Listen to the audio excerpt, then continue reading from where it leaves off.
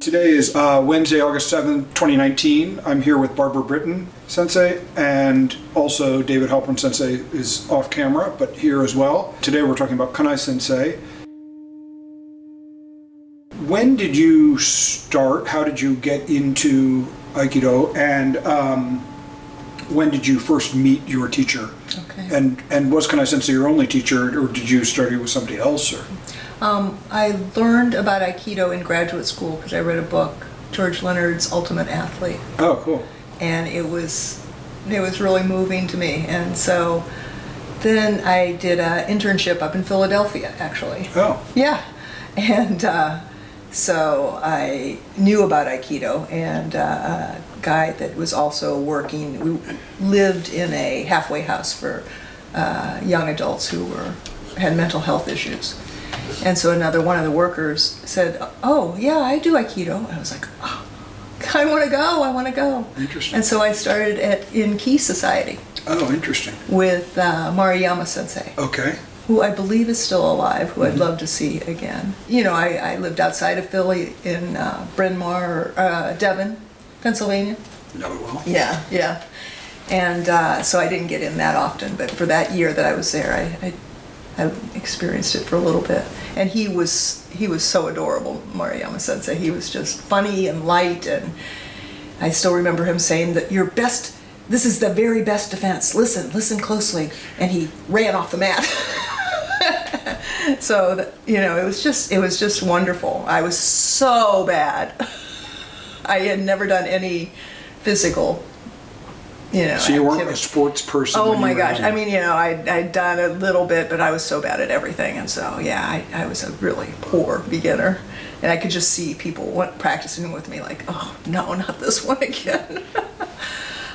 So that was good, because then I moved up to Boston, and I wanted to continue Aikido. So I had a little bit of a head start. So I came in as a complete beginner. I saw Kanai Sensei the first time at Central Square, and I was like, whoa, this guy's really strict, because Maruyama Sensei had been so friendly and open, and Kanai Sensei's just like that, walking around the class. But I soon found out that was one side of him. He was very martial, but very kind also. So. And when was that you started? So my 25th birthday, November 4th in 1978. That was at New England. At New so England. yeah, and you I had practiced for tiny bit, yeah. a few months. But I consider that my beginning. Yeah. Got it. Yeah. How long were you a direct student of Kanai Sensei, and how often did you have direct instruction? For 25 years. So I was 50 when he died, and I was 25 when I started. So for 25 years I was his student. And I had 3 children in the middle of that. But my husband was so involved with Kanai Sensei and Aikido. He wasn't. I was just jealous that he could still practice when I was pregnant and recovering from my 3 C-sections. We had children? Yeah, that was exactly his approach. That's what I was thinking about you. You just had the wrong approach when it came to kids. He was like, oh, yeah. Our first child was born during Kanai Sensei's 50th birthday party. Seminar party. Huh? Seminar party, yeah. So I was in labor for days. And he was like, come on, Barbara, I have this baby, so I got to get to the seminar. Can I at least get to the party? I missed the whole thing, unfortunately. Okay. Right? Did you miss it? Yeah, because she was born on Sunday morning. Yeah. I practiced when I was pregnant. Sensei was very nervous, and I thought he was so silly to be so nervous. And the first baby, he'd tie me up with what's it called, the big wide obi, yeah. He tied me up with an obi before I practiced. To support. Yes. Yeah. And then by the second pregnancy, I realized he was going to be too. He was all over me. I couldn't do anything. After a certain point, I couldn't roll. After another point, he just wanted me. Yeah, so. But you practiced for a long time when you were pregnant. Yeah. Anyway, somehow. Yeah, I squeezed it in. And then because of the C-sections, I had to take 6 weeks off afterwards. But other than that, you know, I toted 3 kids around to different seminars. Probably in San Francisco, I might have had my kids with me. I don't remember that. Yeah. Perhaps, yeah. Yeah, so they think they grew up in the dojo. I think that I took babysitters to the home, but they think that they were. With both of you practicing, any of the kids do any Aikido, any interest, or is it too overwhelming for them? Or? It's too boring because your parents do it and too stupid. There was one day, and I have a picture of it, that all 3 of my kids were on the mat with us, and that was a great day. But yeah, not too much. Yeah. None of mine do it either. Oh, okay, good. So if you think of Kanai Sensei and you think of adjectives that describe him, why are these adjectives important, and how did he personify those traits? Well, he was very creative, obviously. Certainly that showed in his Aikido. But he was an artist, and what did he steal? What would he call that? When he worked with the swords, he made swords. Yeah. What's that called? Swordsmithing, or Yeah, so he made swords. Any other artistic Yeah, things that he drew. Yeah, he drew pictures.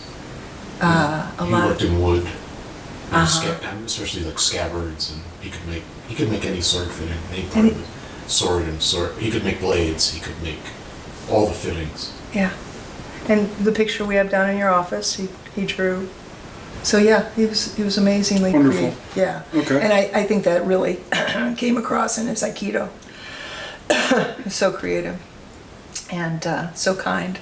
That's what I discovered after I at first thought he was so uptight and stern. I realized it was a great kindness. And Fiona Blythe has told me that he told her when she was teaching class to treat everyone like they were coming over for a cup of tea.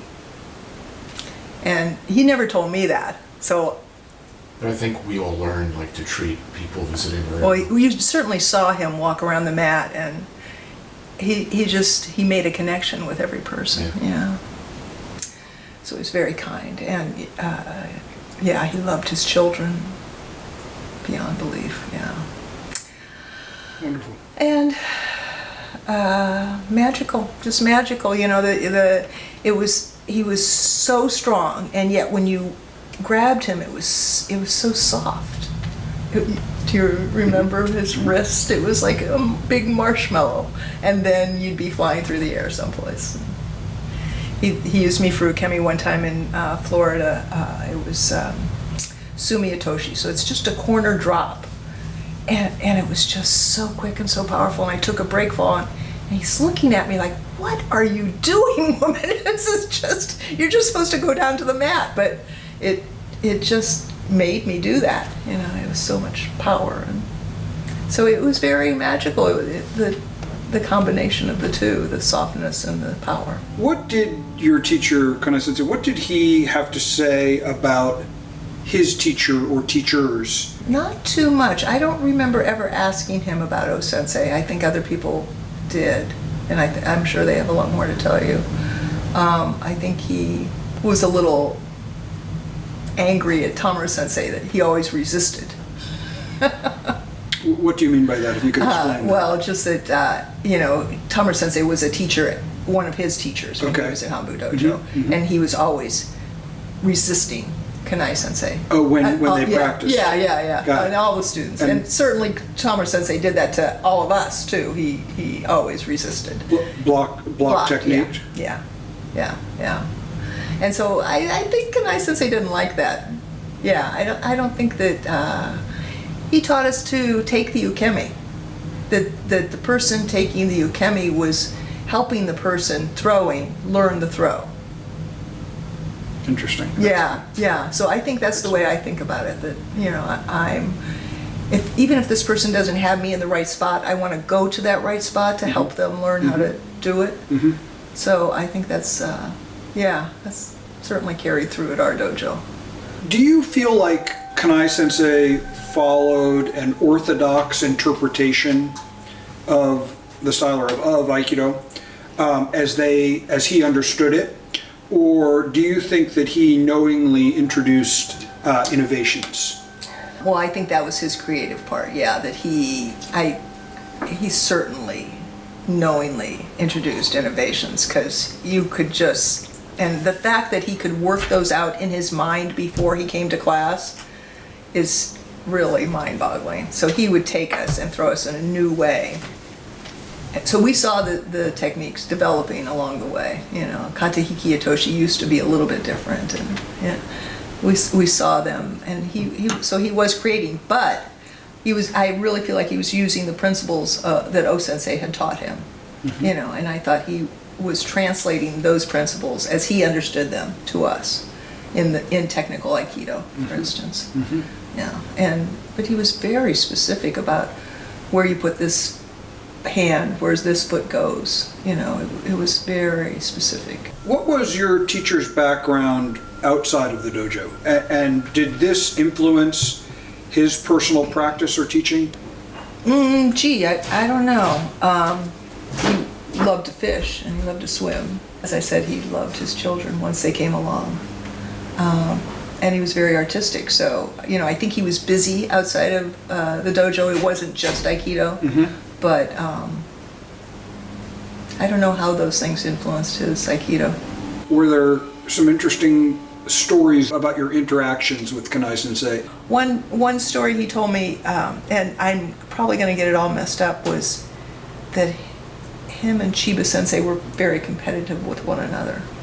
And they got into a fight at Hanbu Dojo, and then Kanai Sensei was supposed to go teach in the south of Japan. And he went down to the seminar and he was sleeping, and Chiba Sensei had taken the train down there and took a bokken and hit him during his sleep. To get back at him? Did he ever tell you that story? I think I heard that. Yeah. Yeah.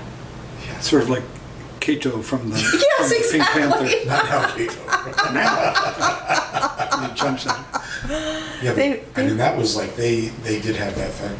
Yeah, they were like brothers. They loved one another, but they fought too. The first time he used me for ukemi at summer camp, he came over to me and he said, "Fix your hair." It was a joke, obviously, and I was like, "What?" And then he stopped the class and pointed at me. I was like, "Oh." So he was very funny that way. He was always telling jokes, and a lot of times we couldn't understand him. You know, he'd walk by, say something, and we'd be, "What did he say?" He was saying something in English, but you didn't particularly understand. Exactly. Yeah. Well, I guess we were talking about last night. One of my big faux pas, one of my many big faux pas, was David was off with Sensei teaching. Sensei was teaching a seminar someplace, and they told me to teach the class. And at New England Aikikai? At New England Aikikai. While they were away? While they were away. Okay. Right. And so I never liked teaching. I don't like being on the spot. I don't like people looking at me. I feel shy. I don't want that. So, but I feel like Sensei really pushed me into it very early on. I was teaching a class at Shodan.